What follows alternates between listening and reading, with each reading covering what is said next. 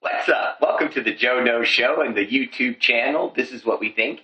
And today we're talking about Johnny Manziel. Who the F is that? No, you know who that is. Won the Heisman Trophy, runs around for Texas A&M. He's their quarterback, short little guy, but can sling it. He's got elusive Fran Tarkington-like moves. That's for the old guys out there, young guys. Google Fran Tarkington. When you Google Fran Tarkington, you'll see what I'm talking about. That was the original Johnny Manziel. Now, it was in the pro level, and he did it a little bit in college, but they probably won't even have video of that. It's that long ago. But with the Minnesota Vikings, the guy would make defensive linemen drop to their knees for air because he ran around so much, and they just couldn't catch the guy. So recently in the news, Johnny Manziel has been getting into a lot of trouble because he's drinking a lot. His dad has said that he's worried about his drinking, which probably means his dad himself was or is an alcoholic, and he's seeing his son developing his same problems, and now he's ratting him out when he's only like 20 years old, and he's in college. What do young college students do? And that's not even the famous one. And this guy's like known all over the country, and you're sweating him because he's having a few beers when he's a college student. I don't know the guy personally. Maybe he has a problem. I don't know. But you know what the bigger problem is? Is you have old people, and I'll include myself in that group, but only by age. But I do not include myself in that group in sense of how I think. I think Johnny Manziel is just a college student that's having a really good time. And he happens to be famous, and his parents happen to be rich. So he hangs out with people like LeBron James of the Miami Heat and James Harden of the Houston Rockets. And he's meeting famous people left and right. And he went to Drake, the rapper himself's house for like 4 days and spent the night and partied with him.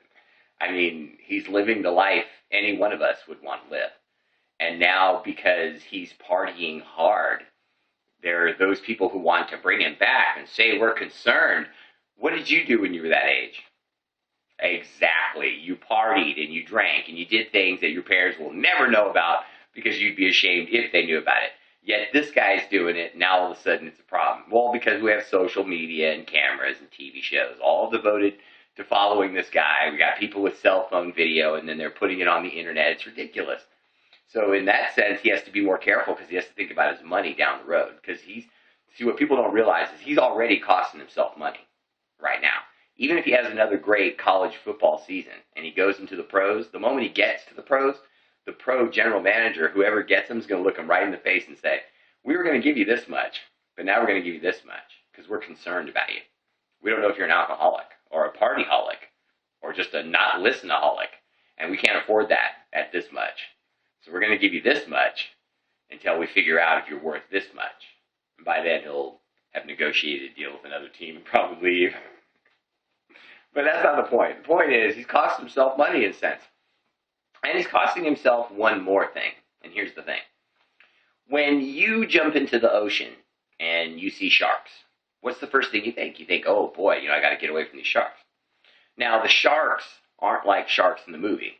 Just because they hear water splash, that doesn't mean they race over and start biting you. Okay? They swim around and they investigate.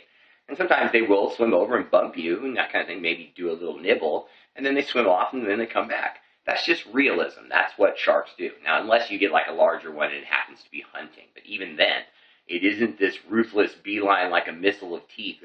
Come and bite you. Okay?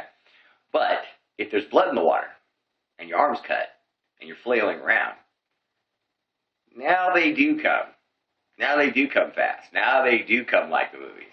And that's what Johnny Manziel, I think, is in danger of doing. Excuse me for going off on a nature explanation for a moment there. But it was just to finite my point. Johnny Manziel dominated football as a freshman. Now as a sophomore coming into his second season as a football quarterback, he's let the whole world see what he is. Now don't get me wrong, he dominated still.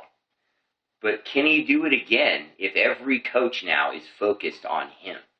And they weren't doing that before. He was a freshman out of high school. So they prepared for the whole team, not a guy. Now all these teams are going to be preparing for that guy. There's blood in the water, Johnny Manziel. And you better pay attention. Because if you don't get in and out fast and make your way to the NFL, you're going to not make it. You're going to get hurt. You're going to cost yourself more money.